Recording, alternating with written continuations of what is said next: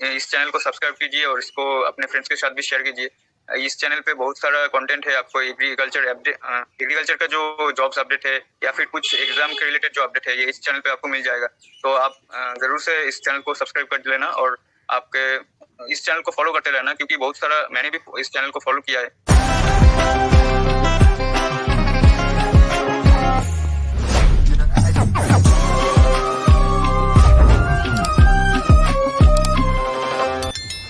Hello दोस्तों, आप सबका स्वागत है आपके अपने एजुकेट चैनल में। मैं अंकित कुमार, इस चैनल का होस्ट और आप सबका दोस्त। जैसा कि आपको पता है, हमने एग्रीकल्चर टॉपर्स के इंटरव्यू की सीरीज स्टार्ट की है। उसके अंदर मैं लगातार आपको ऑल इंडिया के टॉपर्स से मिलवाता जा रहा हूं और इसी कड़ी में आज हमारे साथ है मिस्टर शुभ पाल। इन्होंने ऑल इंडिया के अंदर फर्स्ट रैंक हासिल किया है। इन्होंने आईसर जेआरएफ का एग्जाम दिया था और अब ये आईआरए में अपनी पोस्ट ग्रेजुएशन की पढ़ाई कंटिन्यू कर रहे हैं। और आज इनसे जानेंगे कि इन्होंने इस एग्ज़ाम को किस तरह हैंडल किया, किस तरह कौन सी बुक्स पढ़ी थी और कितने टाइम में इस एग्ज़ाम को क्लियर किया, क्या प्रिपेयर स्टडीज थी। पूरा A to Z इन्फॉर्मेशन आपको इस वीडियो को देखने के बाद मिल जाएगी। अगर आप जेआरएफ की प्रिपरेशन कर रहे हैं तो आप इस वीडियो को पूरा जरूर देखिए। आगे बढ़ने से पहले एक रिक्वेस्ट है कि अगर आप हमारे चैनल पर नए हैं तो एजी गुरु यूट्यूब चैनल को सब्सक्राइब कर लीजिए और बेल आइकन को ऑन कर लीजिए, ताकि आप एग्रीकल्चर रिलेटेड, चाहे वो स्टेट सेंट्रल एग्जाम से रिलेटेड या एंट्रेंस एग्जाम, जॉब एग्जाम या फार्मिंग से रिलेटेड, स्कॉलरशिप से रिलेटेड, इंटरव्यू से रिलेटेड, किसी प्रकार का अगर एग्रीकल्चर से रिलेटेड नॉलेज चाहिए तो आपको इस चैनल पर मिल जाएगा। तो चलिए स्टार्ट करते हैं। सबसे पहले आपको मेरी तरफ से बहुत बहुत बधाई और आप अपना इंट्रोडक्शन दे दीजिए। Thank you sir. तो हेलो दोस्तों, मेरा नाम है शुभ पाल। मैं शिलीगुड़ी वेस्ट बंगाल से बिलोंग करता हूं और मैंने अपना यूजी कंप्लीट किया था उत्तर बंग कृषि विश्वविद्यालय पुंडीवाड़ी कोचबिहार से। मेरा आपसे पहला क्वेश्चन है कि आपने किस सेमेस्टर से अपना प्रिपरेशन करना स्टार्ट कर दिया था? हाँ सर, मैंने स्टार्ट किया था अपना थर्ड ईयर से। एग्रीकल्चर इकोनॉमिक्स से स्टार्ट किया था मैंने। पहले इकोनॉमिक्स किया था, उसके बाद फोर्थ ईयर में जाके मैंने एक्सटेंशन वाला पार्ट जो है वो किया था। तो पहले मतलब थर्ड ईयर के बिगिनिंग से ही मैंने स्टार्ट किया था और उसके पहले मैंने निमरा सुंदर जनरल एग्रीकल्चर किया था थोड़ा पार्ट। ओके। और आप कितना टाइम पढ़ते थे, कितना स्टडी को टाइम देते थे? सर ऐसा तो अभी जब तक हॉस्टल में था तब तक तो थोड़ा मैनेज कर लेता था, क्योंकि कॉलेज भी था उस टाइम पे। अभी जब से लॉकडाउन पे आया था, मतलब 2020 के मार्च के बाद से हमारे इधर लॉकडाउन लगा था, तो उसके बाद से मतलब थोड़ा क्योंकि ज्यादातर टाइम घर में ही रहता था, तो मैनेज हो जाता था कि इतना टाइम करना है, इतना तो 7-8 घंटे तो हो जाता था। ओके। तो आपने सेल्फ स्टडी की थी या कोई कोचिंग ज्वाइन की थी इस एग्जाम को क्रैक करने के लिए? सर इसके लिए तो हमारे जो सीनियर्स थे सोशल साइंस वाले, तो उन्होंने हमारे जो कैंपस के थे उन्होंने बहुत हेल्प किया। तो उनके बदौलत हमने जो मतलब उनके गाइडेंस के लिए मैंने जो उन्होंने बोला था ऐसे ऐसे अकॉर्डिंगली करना है, तो मैंने वैसे ही किया। तो कोई कोचिंग नहीं थी, सेल्फ स्टडी बोल सकते हैं इसको। सीनियर्स की गाइडेंस थी उसमें। ओके। तो यानी कि सेल्फ स्टडी से आसानी से क्रैक किया जा सकता है हाँ सर, एक डेढ़ साल में। एकदम। अब आप बता दीजिए बुक लिस्ट, आपने कौन सी बुक लिस्ट पढ़ी थी? थ्योरी बुक्स, ऑब्जेक्टिव बुक्स, सभी बुक्स बता दीजिए। हाँ सर। सर इसमें मैं बोलना चाहता हूँ, पहले तो agriculture economics by Subba Reddy एक बुक है, उसको पूरा पढ़ना है। उसके बाद an introduction to agriculture social science है बाय सुभाष चंद्र सर। और उसके बाद फिर economics of farm production and management है, वीटी राजू सर का है। और फिर हमारा modern economics by H L. Ahuja book, ये वाला बुक है। श्रुति इंस्टेंट एक्सटेंशन एजुकेशन बोल के एक बुक है, वो श्रुति मैम का है और श्रुति बोल के सब पहचानते हैं सोशल साइंस में, तो वो एक्सटेंशन पार्ट का है। वो एक्सटेंशन पार्ट का मदर बुक बोल सकते हैं उसको। और फिर अपना extension communication and management by जेल राय है। और उसके बाद फिर एक्सटेंशन के लिए ऑब्जेक्टिव बुक है multiple question choice question in agriculture extension by Sunil विजी सर। तो इसके राइटर के नाम से सब पहचान लेते हैं कि ये कौन सा बुक है। तो उसके बाद फिर मैंने किया था AK Singh dimensions of extension book जो है। फिर इकोनॉमिक्स में एक और बुक मैंने किया था, उसका नाम है introductory micro economics by elementary economic theory by K David and J D Verma sir. तो डेविड वर्मा ये बुक का नाम है। ये सब किया था। और फिर इकोनॉमिक्स में जो ऑब्जेक्टिव पार्ट है उसके लिए मैंने किया था निर्मल रवि कुमार ऑब्जेक्टिव इकोनॉमिक्स, ये वाला बुक किया था। और मैं आपको शो कर देता हूँ ये वाला, ये सब बुक का मैंने जो बोला है अभी, ये सब बुक मेरे पास अभी अवेलेबल है।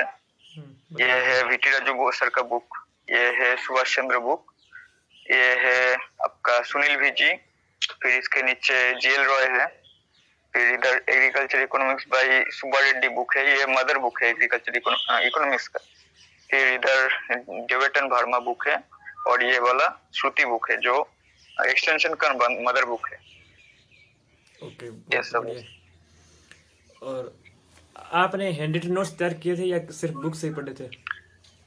सर मेरा ये मानना था कि अगर रिवाइज के टाइम पे मैं जो बाहर के जो चीजें, बाहर की जो इन्फॉर्मेशन मिलेगी तो मैं उधर अगर लिख लूंगा तो मुझे आसानी होगी। तो मैंने कोई कॉपी में नहीं किया था, मैं ऐसा करता था कि आपको दिखाता हूँ, ये ऐसे करके लिखता था। मतलब जो बुक में ही थोड़ा थोड़ा करके, छोटा छोटा करके ऐसे पॉइंट्स बना के मैं लिख लेता था, ताकि जब रिवाइज के टाइम पे ये वाला चीज मुझे मतलब मुझे रिवाइज हो जाए, रिपीट हो जाए, इसलिए। बहुत बढ़िया है। और इन बुक्स के अलावा आप कोई पीडीएफ भी पढ़ते थे क्या, एनजी रंगा वाली? हाँ सर, ये हमारे जो अंगड़ाऊ यूनिवर्सिटी है, अंगड़ाऊ यूनिवर्सिटी और टीएनयू यूनिवर्सिटी के जो पोर्टल में जो इकोनॉमिक्स और एक्सटेंशन के रिलेटेड जो नोट्स है, तो मैंने वो सब डाउनलोड करके पढ़ा था। ओके। मुझे लगता है वो बहुत मतलब हेल्पफुल होगा सोशल साइंस के लिए। तो मैं रिकमेंड करता हूँ कि इस बुक्स के अलावा भी आपको अभी ऐसा जेआरएफ का लेवल आप हो चुका है कि आपको बाहर की चीजें पढ़ना ही पड़ेगा। नेट से जो भी चीज, अगर आपको कोई डाउट मिलता है तो वो आप नेट से वो गूगल से कर लीजिए, थोड़ा डिटेल में पढ़ लीजिए, क्योंकि डिटेल में अगर नहीं पढ़ेंगे तो मतलब वो ऊपर ऊपर से करने से अभी जेआरएफ का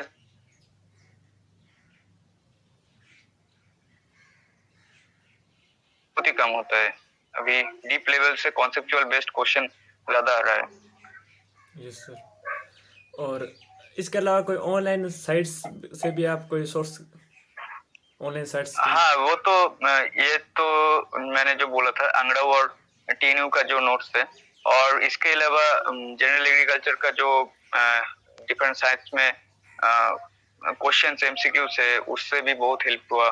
टेलीग्राम पे बहुत सारे चैनल्स मिल जाएंगे, उसमें जनरल एग्रीकल्चर का होगा, सोशल साइंस का होगा, तो आप उन चैनल्स को ज्वाइन कर लीजिए ना। और फिर उधर मॉक टेस्ट भी होता है, फ्री में भी पेड में भी, आपको सब मिल जाएगा,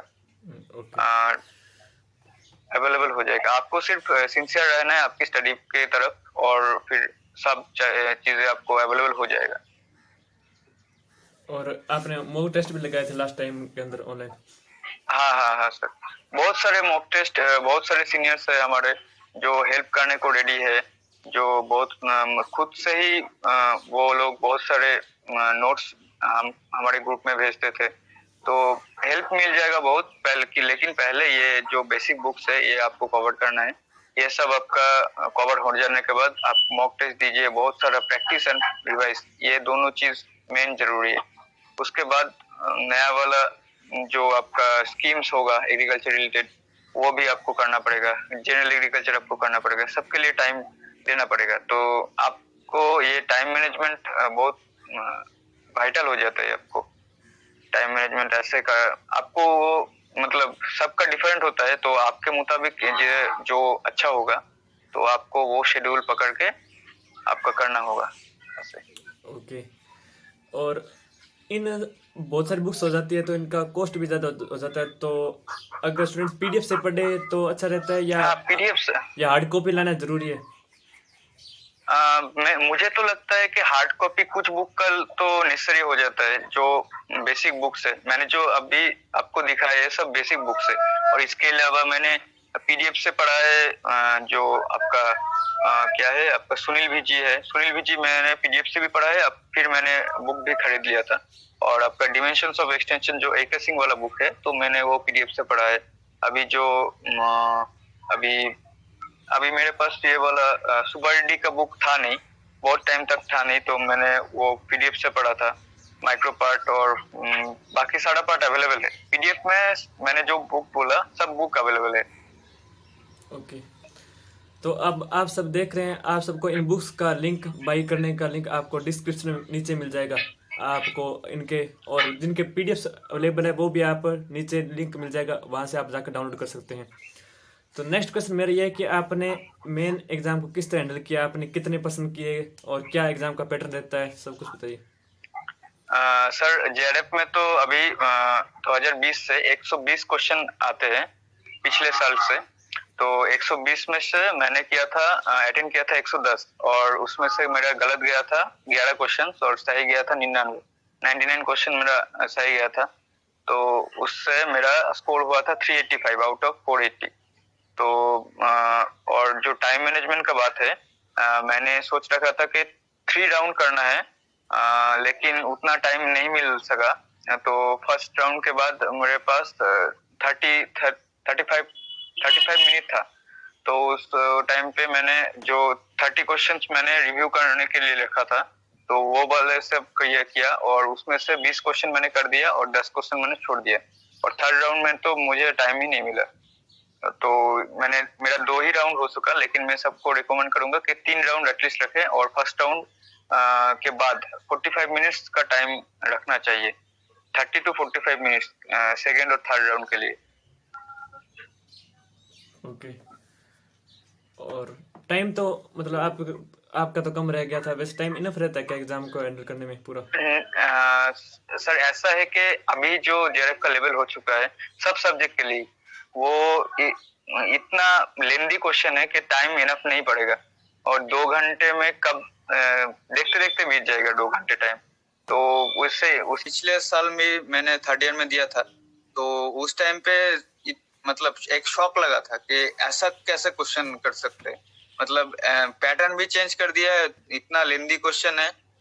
छोटा छोटा क्वेश्चन भी, मतलब मैचिंग वाला जो क्वेश्चन है उसमें तो 2 मिनट लगेगा, ऐसा मतलब होता है। डायरेक्ट क्वेश्चन बहुत ही कम है, 50% ऐसा मैचिंग वाला है, एबीसी टाइप है और आपका स्टेटमेंट टाइप है। ये 3 क्वेश्चन नया इंट्रोड्यूस किया है पिछले साल और इस साल। तो इसके बाद वाले साल में भी ऐसा ही ट्रेंड होगा, ऐसा ही लगता है।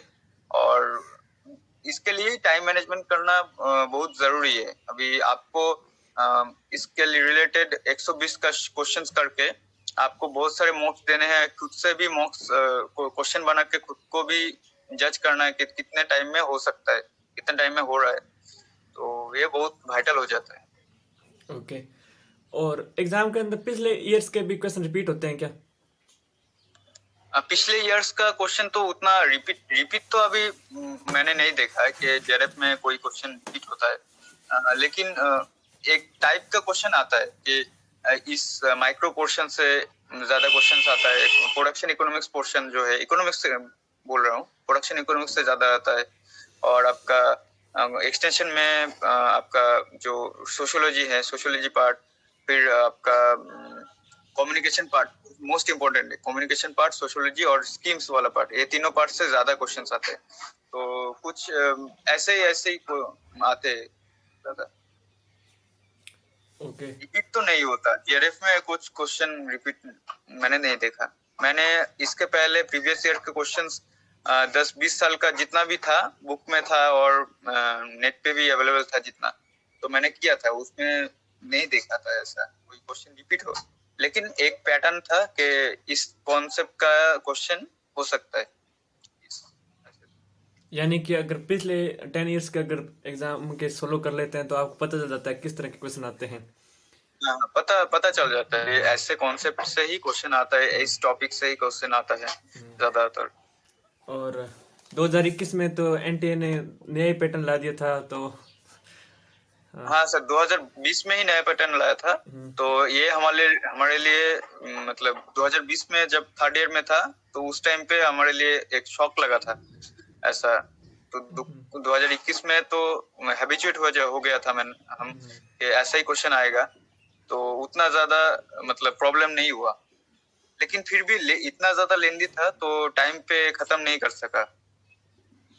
ओके। और अब नेगेटिव मार्किंग के बारे में बताइए, नेगेटिव मार्किंग कैसे रोकें, मतलब कौन सा प्रश्न करना चाहिए नहीं करना चाहिए, डाउट हो तो। हाँ, नेगेटिव मार्किंग तो है 1/, मतलब 1 मार्क्स करके नेगेटिव मार्किंग है और 4 मार्क्स करके पॉजिटिव मार्किंग। तो इसके लिए आपको रिस्क तो थोड़ा लेना ही चाहिए, और अगर आप कम अटेंड करोगे तो आपका होगा ही नहीं, लेकिन अगर आप थोड़ा ज्यादा अटेंड करोगे तो आपका सिलेक्शन हो भी सकता है। मतलब 3:1 चांसेस है कि आपके आपका हो जाएगा वो वाला। मतलब ऐसा ही है कि आपका 4 क्वेश्चन अगर गलत गया, एक क्वेश्चन सही गया, तो आपका वो कैंसिल हो जाएगा, मतलब वो आपका सॉर्ट आउट हो जाएगा।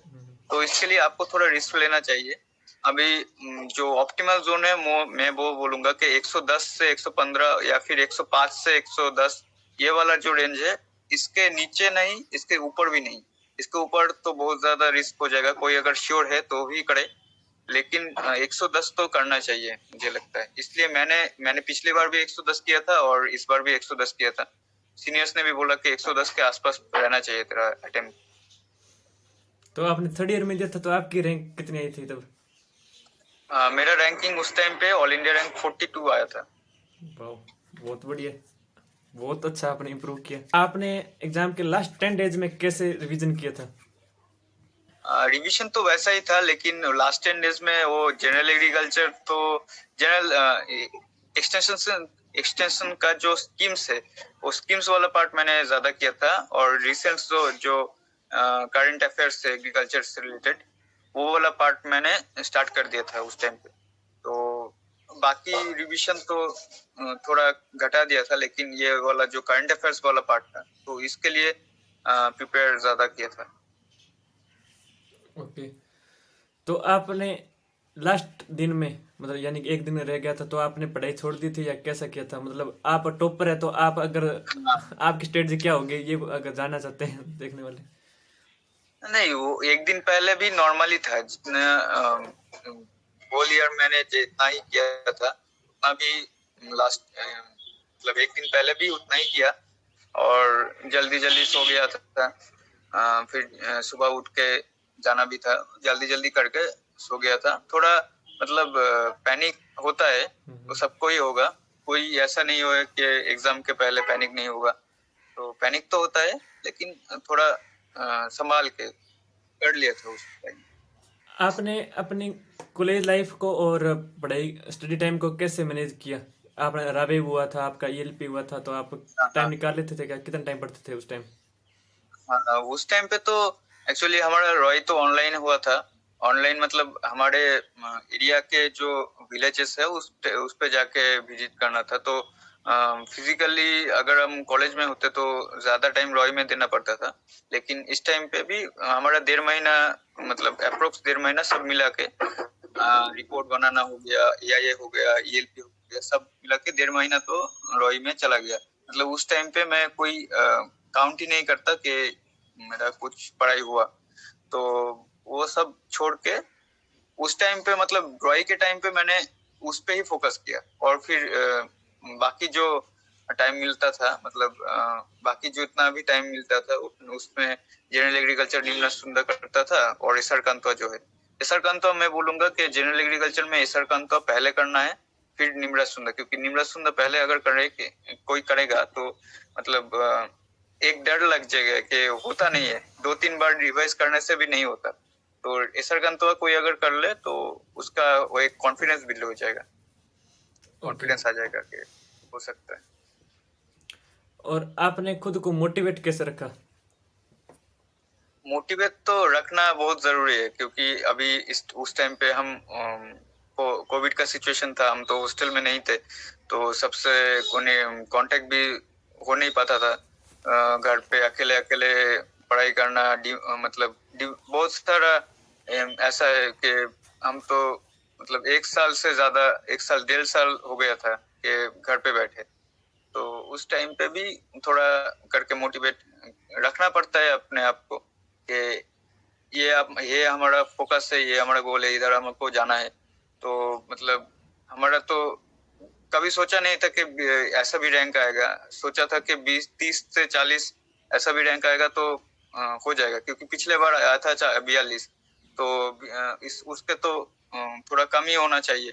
लेकिन एग्जाम देने के बाद जो मतलब डिसअपॉइंटमेंट हुई, क्यों हुई, क्योंकि एग्जाम मुझे पता था कि मेरा सेटिस्फैक्टरी नहीं हुआ। मेरा थर्ड राउंड तो मैं जा ही नहीं पाया। सेकंड राउंड में भी मतलब बहुत लिमिटेड टाइम मिला मुझको, और जो क्वेश्चंस मैंने करना चाहिए था वो भी नहीं अटेम्प्ट कर सका। जनरल एग्रीकल्चर पे बात कर रहा हूँ मैं। और बाकी जो मतलब लिमिटेड थोड़ा रिस्क लेके कर दिया था, तो उसमें 11 क्वेश्चंस मेरा गलत गया।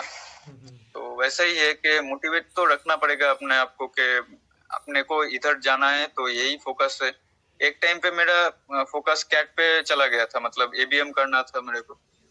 लेकिन तब मैंने खुद को समझा है कि अभी ये अपने बस का बात नहीं है। अभी इसके लिए कोचिंग लगेगा, सभी चीज लगता है, बाकी बहुत सारी चीजें फैक्टर है। तो वैसे ही मेरा 2 3 वीक मैंने वो सोचने के लिए रखा था। उस टाइम पे भी पढ़ाई नहीं हुआ। उस टाइम पे मैंने डिमोटिवेट हो गया था एक्चुअली। मैंने सोशल साइंस को लेके जे इसके बाद फ्यूचर क्या है एमएससी के। तो कुछ सीनियर्स से बात की तो बोला कि अभी कैट का तो प्रिपरेशन नहीं कर सकता। एबीएम का ऑब्वियसली उसका अगर कोई आईएएम से या फिर मैनेज नार्म ये सब जगह से करे तो बहुत बहुत बहुत ज्यादा प्रोस्पेक्ट है उसका। मतलब कॉलेज से प्लेसमेंट हो जाता है। लेकिन ये इसमें एमएससी अगर इकोनॉमिक्स या फिर एक्सटेंशन से करेंगे तो कॉलेज से तो प्लेसमेंट नहीं होगा। तो मुझे अलग से एग्जाम देना पड़ेगा। तो फिर सीनियर्स ने बोला कि तू ट्राई कर सकता, लेकिन यूजी कंप्लीट हो जाने दे, जेआरएफ हो जाने दे। अगर तेरा कोई रैंक अच्छा नहीं आया तो फिर तू उसके बाद कोचिंग कोचिंग ज्वाइन करना, उसके बाद ऐसा करना। तो उस टाइम पे डिमोटिवेट हो गया था। तो फिर मुझे मतलब खुद से ही मोटिवेशन लाना था कि ये तो मेरा एक ही चांस है कि जेआरएफ है, जेआरएफ में ही करना है, और कोई चारा भी नहीं। जनरल एग्रीकल्चर उतना स्ट्रॉन्ग नहीं था।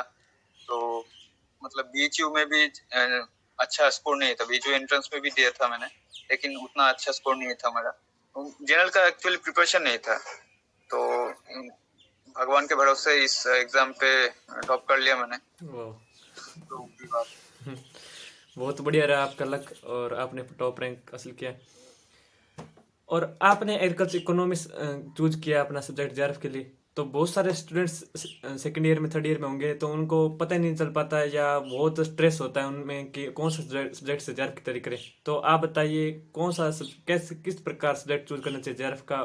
मैंने तो मेरा पहले से ही था कि इकोनॉमिक्स फर्स्ट सेमेस्टर से ही मुझे अच्छा लगता था, और कोई सब्जेक्ट जो है एग्रोनॉमी अच्छा लगता था। एग्रोनॉमी और ये दोनों सब्जेक्ट अच्छा लगता है, लेकिन एग्रोनॉमी में बहुत सारा चीजें पढ़ना पड़ता है। अभी बहुत सारा मतलब रट्टा मारने का ज्यादा स्कोप है उसमें। फैक्ट बहुत तो होते हैं उसके अंदर। एग्रीकल्चर इकोनॉमिक्स में कॉन्सेप्ट बेस्ड क्वेश्चन आता है, कॉन्सेप्ट है बहुत सारा। और धीरे धीरे जो जब तक हमारा फर्स्ट ईयर गया, सेकंड ईयर गया, तो तब तक मुझे पता चला कि एग्रीकल्चर इकोनॉमिक्स में ही मेरा जो है मेरा जो इंटरेस्ट है। तो एग्रोनॉमी उस टाइम तक मतलब बोरिंग लगने लगा था। तो उस टाइम पे मैंने सोचा कि क्या करना है, आपका इकोनॉमिक्स करना है। और फिर इकोनॉमिक्स सिर्फ इकोनॉमिक्स तो नहीं कर सकते, उसके लिए एक्सटेंशन भी लेना है। और एक्सटेंशन ऐसा सब्जेक्ट था कि मतलब उसमें भी रट्टा मारना है, इसलिए वो वाला खराब लगता था। लेकिन मतलब करना है इसलिए ले लिया सोशल साइंस। तो मुझे मैं अगर इस एग्जाम से मतलब एडमिट होता तो मैं एक्सटेंशन में नहीं होता, इकोनॉमिक्स में ही होता, क्योंकि एक्सटेंशन में मेरे बस की बात नहीं थी, इतना रट्टा मारना होता। ओके, तो मतलब आपके अनुसार जिस सब्जेक्ट में आपका इंटरेस्ट हो फर्स्ट ईयर में आपको पता चल ही जाता है आपको फर्स्ट सेकंड ईयर में कौन सा सब्जेक्ट में सबसे हाँ ज्यादा नंबर आ रहे हैं वही लेना चाहिए। हाँ ऐसे देखा हाँ, देख। वही इंटरेस्ट सब्जेक्ट में होगा। कोई सब्जेक्ट का भी स्कोप ज्यादा कम नहीं है। हम्म, ये कोई अगर बोले कि इसका ज्यादा स्कोप है, इसका वैसा कुछ नहीं होता। आपको अलग से एग्जाम देना पड़ेगा, आपको गवर्नमेंट जॉब्स के लिए अलग से प्रिपेयर करना पड़ेगा, फिर जाके आपका होगा। तो इसके इसके इसके लिए अच्छा ही आप खुद के सब्जेक्ट में लो, इसका आपका इंटरेस्ट हो। तो आपका इंटरेस्ट जिसमें है उस वो आप डेवलप कर जाओगे कि समझ जाओगे 1 साल 2 साल आते आते कि इस सब्जेक्ट में मेरा थोड़ा इंटरेस्ट है, इस मॉड्यूल में। तो मेरा वही था कि एक्सटेंशन वाला पार्ट मुझे अच्छा नहीं लगता, लेकिन वो मैंने अपने मन को समझा लिया कि बेटा अपना आपको करना है एक्सटेंशन, वो जैसे भी तैसे भी करके इकोनॉमिक्स लेना है तो एक्सटेंशन भी करना है। तो वैसे ही मतलब यही है, बहुत सारे स्टूडेंट्स ऐसे देख लेते हैं कि एग्रोनॉमी में सबसे ज़्यादा सीटें हैं तो एग्रोनॉमी का तैयारी कर लेते हैं। अगर आपका किसी भी सब्जेक्ट में इंटरेस्ट हो, चाहे प्लांट ब्रीडिंग, इकोनॉमिक्स या किसी भी आपका माइनर सब्जेक्ट में हो, तो भी आप उसको तैयारी करनी चाहिए। क्योंकि अगर सीटें कम है तो तैयारी करने वाले बच्चे भी कम होंगे, तो आपका सिलेक्शन का बच्चे भी चांस कम। तो ज़्यादा ही है फिर। एग्रोनॉमी में बहुत सारे स्टूडेंट्स एग्जाम देते हैं, उसमें मतलब एक अच्छी यूनिवर्सिटी पाना भी बहुत मुश्किल होता मुश्किल है, होता है। लेकिन सीट बहुत है, लेकिन स्टूडेंट्स भी बहुत है। ऐसा ही है, सीट के रेशियो में, स्टूडेंट के रेशियो में ही सीट रखा जाता है। और स्कोप सब के अंदर ही है। हाँ हाँ एकदम, क्योंकि आपको तो गवर्नमेंट जॉब्स की प्रिपरेशन तो अलग से करनी है। आपको तो कौन कैंपसिंग मिलेगा नहीं, कैंपसिंग तो होता नहीं एग्रीकल्चर में। होता ही भी बहुत कम, थोड़ी कुछ यूनिवर्सिटी में होता है, यूजी लेवल में होता है, वैसे ही। अगर अब कोई स्टूडेंट्स फोर्थ ईयर के अंदर है तो वो तैयारी करे, तो वो इकोनॉमिक्स का तैयारी कर सकता है, या मिनिमम कितना टाइम चाहिए प्रिपरेशन के लिए? 1 साल तो चाहिए, क्योंकि मेरा कुछ सीनियर्स भी है, वो 1 साल तैयारी करके भी उन्होंने इंडिया रैंक निकाल लिया था। तो हो सकता है, हो ही जाएगा, ऐसा ही नहीं है। लेकिन आपको बहुत, अभी जेआरएफ का जो लेवल है, तो इसके लिए आपको बहुत सारा मेहनत करना पड़ेगा। उस एक साल में, लास्ट ईयर 1 ईयर में आपको रॉई, एलपी ये सब भी रहता है। तो 1 1.5 महीना तो मैं इसके निकाल लेता हूँ, उसके बाद से आपका टाइम शुरू होता है। तो इकोनॉमिक्स के लिए थोड़ा टाइम देना पड़ता है कॉन्सेप्ट बिल्डिंग में, और एक्सटेंशन के लिए कम टाइम में भी हो सकता है, लेकिन उसमें बहुत सारा रट्टा मारने का चीज है। तो वैसे ही आपका अगर रट्टा मारना बहुत स्पीड में हो जाता है, तो फिर आपका एक्सटेंशन पार्ट हो जाएगा आराम से। और आपका अगर कॉन्सेप्ट बिल्डिंग जल्दी से हो जाता है, तो फिर आपका इकोनॉमिक्स वाला पार्ट हो जाएगा आराम से, जल्दी जल्दी। अब आपने तो जेआरएफ का एग्जाम दिया था, तो आपके अनुसार क्या लगता है कि बीएससी एमएससी में जाना चाहिए, या कोई गवर्नमेंट जॉब या प्राइवेट जॉब कर लेना चाहिए? मुझे तो लगता है अभी जो हाल है, तो इसके लिए एमएससी में जाना ही सही रहेगा। उसके बाद एमएससी के बाद अगर आप प्रिपेयर करोगे तो ही अच्छा है। बीएससी के बाद अगर किसी को मिलता है बैंक और कोई भी चीज एग्जाम, मिलना तो बहुत मुश्किल है, 1 साल के प्रिपरेशन से होता नहीं। लेकिन अगर कोई एमएससी में एडमिट हो जाए तो उसके साथ साथ प्रिपेयर कर सकता है। तो एमएससी में एडमिट होना एक बात है कि सबको हो जाना चाहिए कि एमएससी में एडमिट हो जाए, उसके बाद भी प्रिपरेशन कर सकता है। उसके थोड़ा टाइम मैनेज करके जॉब के लिए प्रिपरेशन का इतना टाइम, और स्टडी का, अपने एकेडमिक्स का इतना टाइम, अलग से टाइम अलग करके पढ़ना चाहिए। क्योंकि 1 साल में तो नहीं निकलेगा, निकलता भी है तो चंद लोगों का कितना, क्योंकि सीट वैकेंसी बहुत कम हो गया। तो 1 साल 2 साल 3 साल भी लगता है किसी लोगों को के एग्रीकल्चर का जो जॉब्स है उसको क्लियर करने के लिए। तो आपका फ्यूचर प्लान क्या है? हाँ, फ्यूचर प्लान, जो मेरा फ्यूचर प्लान है, अभी तो एमएससी कर रहा हूँ, तो इसके बाद आरबीआई का प्रिपरेशन करूंगा शायद। उसके करते करते आरबीआई नाबार्ड सेमी है, तो उसका प्रिपरेशन करना है अभी। तो वो शायद एमएससी में नहीं हो सकेगा, लेकिन पीजी में अगर एडमिट हो गया तो उस टाइम पे करूंगा। एमएससी में टाइम नहीं मिलेगा। ओके, आपने साथ में एबीएम का जिक्र किया था, तो मैं आपसे पूछना चाहता हूँ कि बीएससी के बाद एबीएम अच्छा रहता है या एमएससी अच्छा रहता है? एबीएम अगर आप रेप्यूटेड यूनिवर्सिटी से कराओगे कैट देने के बाद, तो फिर अच्छा रहेगा। लेकिन दूसरा कोई यूनिवर्सिटी से करना अच्छा नहीं रहेगा। लाइक लाइक एबीएम अगर आप मैनेज, नार्म, फिर आपका आईआईएम लखनऊ, आईआईएम अहमदाबाद, ये 4 इंस्टीट्यूट है। और उसके बाद आपका एसआईआईबी पुणे, ये कुछ और इलाइट यूनिवर्सिटी है जिससे आप अगर एबीएम करोगे तो आपका गारंटी बहुत हाई पैकेज जाएगा, मतलब प्लेसमेंट हो 12 जाता है। लाख से एनुअल इसके ऊपर ही जाता है। तो वही बात है कि एबीएम में थोड़ा कट ऑफ कम जाता है। जो बच्चे कैट देने के बाद एबीएम लेते हैं कि नॉर्मल जो कोर्सेस है उससे थोड़ा कम ही जाता है एबीएम का कट ऑफ, और एग्रीकल्चर बैकग्राउंड से जो है उसके लिए और भी कम जाता है कट ऑफ। तो ट्राई अगर कोई अगर इंटरेस्टेड है तो ट्राई कर सकता है। लेकिन उसमें सीट्स बहुत कम है और कंपटीशन बहुत ज्यादा है। कैट क्लियर करना मतलब 3 फेजेस में होता है, 3-4 फेज होता है उधर, मतलब बहुत जान निकल जाती है। तो मैंने उसके लिए छोड़ दिया कि 1 साल क्यों बर्बाद करें। करना। इसके अगर इसमें जेआरएफ में कोई अच्छा नहीं मिलता तो फिर मैं शायद कैट के लिए सोचता, लेकिन अभी मिल गया शायद इसलिए। यानी कि जेआरएफ के अंदर इजी थोड़ा एग्जाम होता है। हाँ, वो बहुत इजी है। जेआरएफ तो कैट से बहुत इजी होगा। कि आपने सब कुछ तो बता दिया, इसके अलावा अगर कुछ रह गया प्रिपरेशन इसके रिलेटेड जो आप अपकमिंग जूनियर्स को बताना चाहते हैं तो बता दीजिए। तो आप मेरे जो जूनियर्स है इस बार जो प्रिपेयर कर रहे हो इसके बाद वाले ईयर में भी, को उनको बोलना चाहता हूँ कि भाई आप अपना जो इंटरेस्ट है उसके वाइज पे ही आप सब्जेक्ट का चूज कीजिए, मॉड्यूल का चूज कीजिए। आपको अगर लगे कि ये सब्जेक्ट में वैसा कुछ नहीं है कि इसमें ज्यादा स्कोप है, इसमें कम स्कोप है, तो आपको जिस सब्जेक्ट में इंटरेस्ट होगा उस सब्जेक्ट में ही आप आगे बढ़िए और सब हो जाएगा। अभी आपका हार्डवर्क, सिंसियरिटी, ये सब डिपेंड करता है।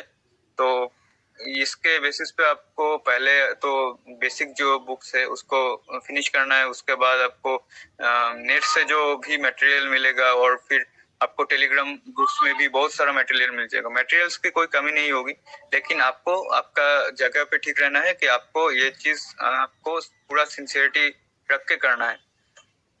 और फिर एग्जाम जो होगा, अच्छा होगा बुरा होगा वो अपना। तो एग्जाम मेरे हिसाब से अच्छा नहीं गया था, लेकिन मैंने टॉप किया। तो मतलब मेरे हिसाब से अनसेटिस्फैक्टरी था, क्योंकि मेरा 3rd राउंड निकला नहीं। 2nd राउंड में मेरा लास्ट मोमेंट पे फिनिश हुआ, और मेरा मतलब 10 क्वेश्चन मेरा लगता था कि ये कर लूंगा, लेकिन वो भी छोड़ना पड़ा। तो 110 मैंने अटेम्प्ट किया था, उसमें से 11 गलत गया। तो आपको ऐसा ही करना है कि दो में से एक, अगर मतलब ज्यादा प्रैक्टिस करने से आपको वो जो एक्यूरेसी लेवल है वो आपका बढ़ जाएगा। अगर आप ज्यादा प्रैक्टिस करोगे तो थोड़ा क्वेश्चंस का आइडिया हो जाएगा, ऐसा क्वेश्चन भी आता है, ऐसा क्वेश्चन भी हो सकता है एग्जाम में, कुछ मतलब लिंक हो जाएगा ऐसा। तो वही बात है कि आप रिवाइज कीजिए, फिर प्रैक्टिस कीजिए, फिर रिवाइज कीजिए। ये दोनों चीज के अलावा आपको मतलब आपको तो कुछ करना नहीं है।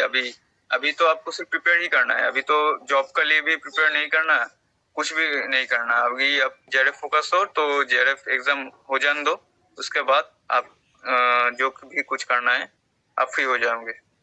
ओके। अभी कुछ और नहीं सोचना, अभी सिर्फ एग्जाम के लिए फोकस करना है। और ये जो आपका चैनल है, ये आप इस चैनल को सब्सक्राइब कीजिए और इसको अपने फ्रेंड्स के साथ भी शेयर कीजिए। इस चैनल पे बहुत सारा कंटेंट है। आपको एग्रीकल्चर का जो जॉब्स अपडेट है या फिर कुछ एग्जाम के रिलेटेड जो अपडेट है, ये इस चैनल पे आपको मिल जाएगा। तो आप जरूर से इस चैनल को सब्सक्राइब कर लेना, और आपके इस चैनल को फॉलो करते रहना, क्योंकि बहुत सारा मैंने भी इस चैनल को फॉलो किया है। इस चैनल में बहुत मतलब आपको इम्पोर्टेंट अपडेट्स जो है वो यूनिक, जो कुछ मतलब अगर आपको कुछ नोटिफिकेशन मिले, ऐसा इस चैनल पे ही हो सकता है। इस चैनल पे आपको ऐसा भी बहुत सारे चैनल है, लेकिन जितना आप चैनल्स देखते रहोगे एग्रीकल्चर रिलेटेड, तो आपको बहुत हेल्प होगा कि आप अपडेटेड रहोगे, फिर जॉब्स हो या फिर एग्जाम्स हो इसके रिगार्ड। ओके, आपने टाइम निकाला और आपका बहुत बहुत धन्यवाद।